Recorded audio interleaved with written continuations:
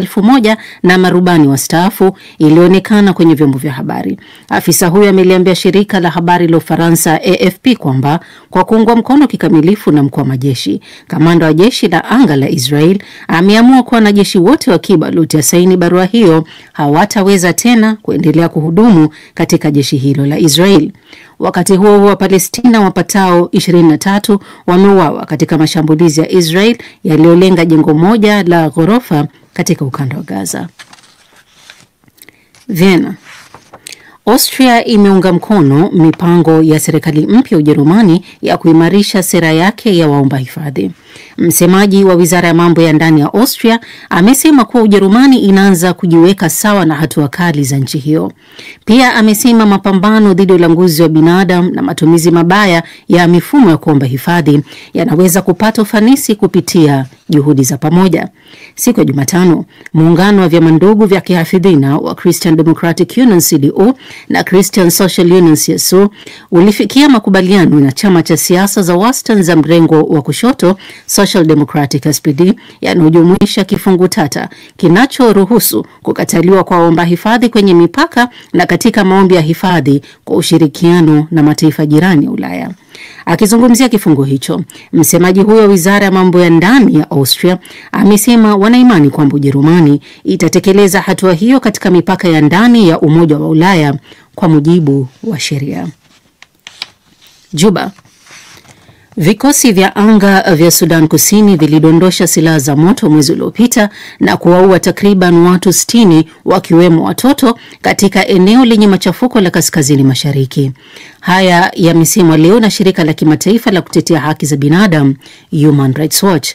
Human Rights Watch imesema waliohojiwa walitaja matumizi ya silaha za moto zilizoboreshwa katika mashambulizi manne kwenye kaunti za Nasir, Longechuk na Ulang pamoja na jimbo la Upper Nile yaliyosababisha mauaji ya watu wapatao 58 na kwa jeruhi vibaya wengine.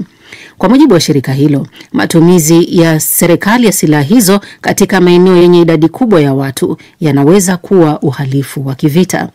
Pia imetoa wito kwa Umoja wa Mataifa kutoa wito kwa serikali ya Sudan Kusini kusitisha mashambulizi hayo haramu. Hata hivyo, serikali haijazungumzia madai hayo. Unaendelea kusikiliza taarifa hii ya habari za ulimwengu kutoka DW mjini Bonn. Addis Ababa. Balozi wa Israeli nchini Ethiopia Avraham Niguse aliyefukuzwa kwenye hafla ya Umoja wa Afrika wiki hii ameitaja hatua hiyo kuwa ya kukasirisha. Hapo jana, afisa mmoja wa Israel aliyezungumza kwa sharti la kutotajwa jina aliliambia shirika la habari la AP kwamba kufukuzwa kwa balozi huyo kwenye hafla kila mwaka ya kumbukumbu ya mauaji ya halaiki ya Rwanda ya mwaka 1994 kulitokana na ombi la mwenyekiti wa halmashauri kuu ya Umoja wa Afrika Mahmoud Yusuf. Kwa upande wake, mwanadiplomasia mmoja katika Umoja wa Afrika amesema kuwa balozi huyo wa Israel aliondolewa kwa sababu hakuwa tena na hadhi ya mwangalizi katika umoja huo wenye makao yake makuu mjini Addis Ababa nchini Ethiopia. Hata hivyo, Niguse amesema Yusuf alichagua kuanzisha masuala ya kisiasa dhidi ya Israel na kwamba hatua hiyo inafichua hali ya ukosefu wa uelewa wa kimsingi wa historia ya Wanyarwanda na Wayahudi. Hatimaye Geneva. Shirika la Msalaba Mwekundu leo limetoa tahadhari dhidi ya kuongezeka kwa matumizi ya mashambulizi ya droni katika hospitali, miundombinu ya umeme na maji nchini Sudan kutoka kwa pande zinazozozana, ambayo limesema yanachangia kuenea kwa ukiukaji wa haki za binadamu. Katika ripoti mpya, mkurugenzi wa kanda ya Afrika wa shirika hilo Patrick Youssef amesema shambulizi la hivi karibuni lilikatiza huduma zote za usambazaji umeme katika eneo karibu na Khartoum, hatua inayomaanisha kuwa miundombinu muhimu inaharibiwa. Kulingana na Youssef, kuna ongezeko la wazi la matumizi ya teknolojia hizi pamoja na droni kwenye mikono ya kila mtu, hali inayoongeza hatari kwa wakazi wa eneo hilo na ukubwa wa mashambulizi. Na huo ndio mwisho wa taarifa hii ya habari za ulimwengu kutoka DW mjini Bonn. DW Dunia Yetu leo jioni. Asante sana Tatu Karema kwa taarifa hiyo ya habari, na hivi sasa nakutakia jioni njema. Lakini tunaingia moja kwa moja kwenye uchambuzi wa yale muhimu tuliokuandalia jioni hii, na tutaanzia huko barani Afrika ambako tunaimulikia kwanza Tanzania, ambako joto la kisiasa limepanda kufuatia mwenyekiti wa chama kikuu cha upinzani Chadema Tundu Antipas Lissu kufikishwa mahakamani Kisutu jijini Dar es Salaam akituhumiwa kwa mashtaka ya uhaini baada ya kukamatwa jana akiendesha mikutano huko Ruvuma.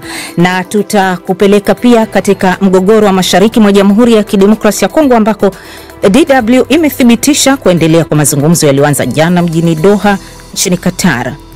Kulikuwa na mkanganyiko wa taarifa kuhusu mazungumzo hayo, lakini pande zote mbili zimethibitisha kwamba mazungumzo yalianza jana na yanaendelea hii leo.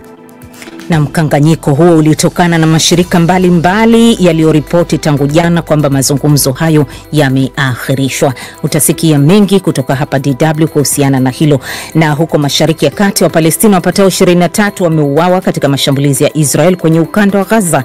Ni sehemu tu hiyo ya yale yanayoendelea duniani jioni hii.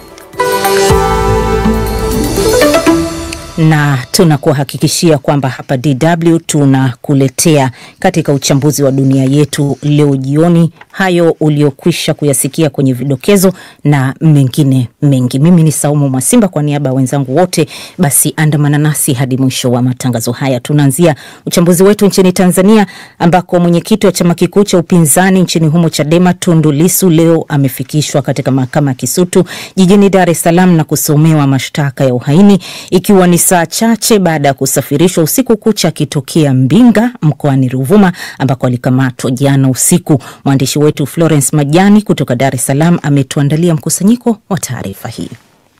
Tundu Antipas Lissu, mwenyekiti wa Chadema Taifa, amefikishwa mahakamani leo baada ya kukamatwa katika ziara yake ya kuhamasisha ajenda ya chama hicho ya hakuna mageuzi, hakuna uchaguzi. Kabla ya kusomewa shitaka hilo, taarifa ya jeshi la polisi iliyosainiwa na kamanda wa polisi mkoa wa Ruvuma, kamishna msaidizi mwandamizi wa polisi Marco Chilia, ilieleza kuwa Lissu alikamatwa baada ya kuwepo madai ya kufanya uchochezi na hivyo jeshi hilo linamshikilia kwa mahojiano. Jeshi la polisi lilimkamata mwenyekiti huyo wa Chadema kufuatia tuhuma zilizokuwa zinapelelezwa za kufanya uchochezi wa kutofanyika kwa uchaguzi mkuu.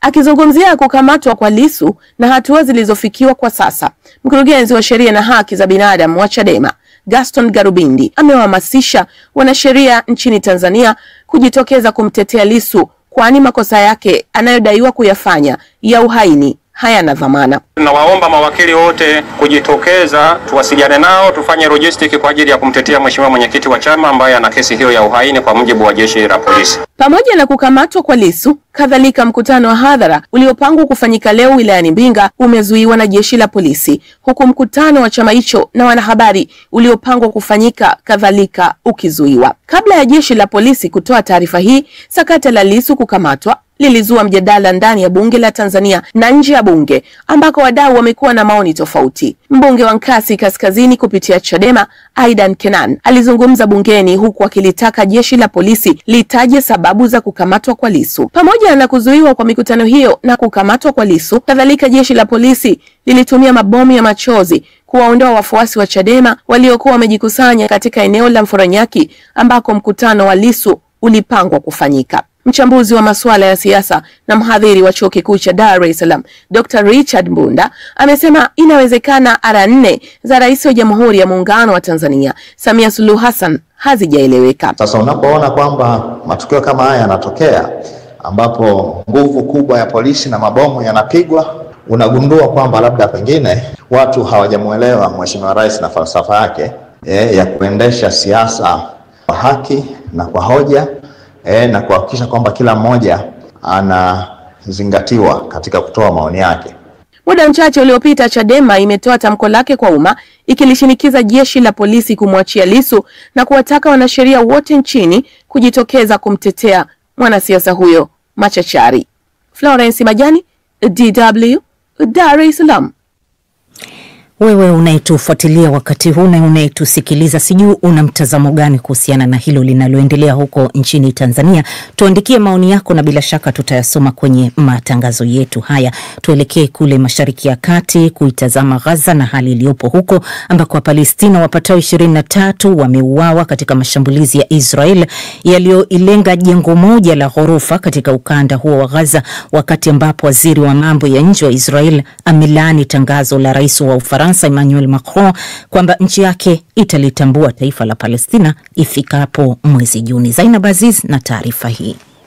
Ndege za Israel zilishambulia jengo hilo la makazi ya watu katika eneo la Shijaiya lililopo kaskazini mwa ukanda wa Gaza na kusababisha vifo vya takriban watu hao 23. Kwa mujibu wa maafisa wa afya katika hospitali ya Al Ahli, wanawake 8 na watoto 8 ni miongoni mwa watu waliouawa. Waziri wa ulinzi wa Israel Katz amesema vikosi vya Israel vimechukua eneo la ziada katika ukanda wa Gaza. Huko Israeli ikiongeza shinikizo kwa Hamas, jeshi limetoa maagizo mapya ya watu kuondoka kwenye sehemu za ukanda wa Gaza, ikiwa ni pamoja na mji wa Shijaiya. IDF inawaondoa magaidi na kutimiza lengo la kuiharibu miundombinu ya magaidi. Watu wa Gaza wanahamishwa kutoka kwenye maeneo ya mapigano, na mengi ya maeneo ya Gaza yanayochukuliwa yanaongezwa kwenye idadi ya maeneo salama chini ya serikali ya Israel, na hivyo kuuacha ukanda wa Gaza ukiwa mdogo zaidi na uliotengwa. Msemaji wa katibu mkuu wa Umoja wa Mataifa Stefan Dujarric amesema juhudi za kufikisha misaada kwenye ukanda wa Gaza zimebanwa kwa kiwango kikubwa na Israel.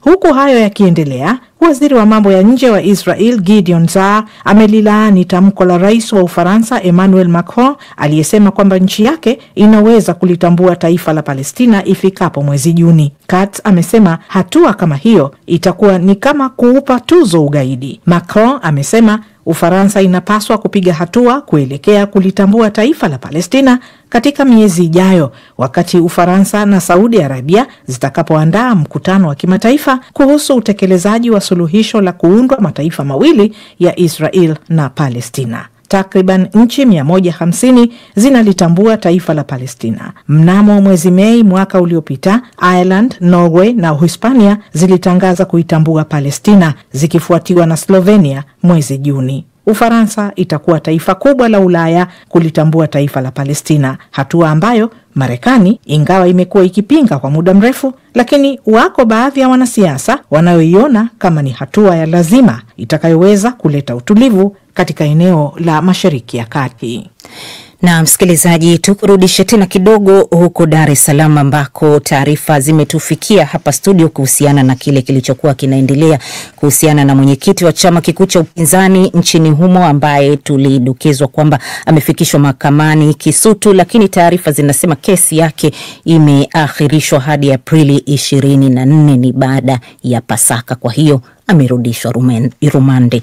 Kwa hiyo tunategemea maoni yako, bado tutayapokea msikilizaji kuhusiana na yote ambayo unayapokea kutoka hapa kwetu. Tuelekee sasa